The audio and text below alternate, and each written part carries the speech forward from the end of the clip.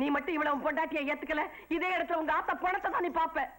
கல்யாண வயசுல செல்ல கிளி இருக்கும்போது என்னைய செல்ல கிளி லோல்ல கிளி நியாயம் பேசிட்டு இருக்கிற? பெத்த தாய் இந்த இடத்துல செத்து போயிடும் சொல்ற, என்ன பெருசா பேசிட்டு இருக்கிறிய? மறந்து வாங்க மாட்டியா? கூடாதா? வாமா, உன் வலது காலையை மடியில் எடுத்து வை.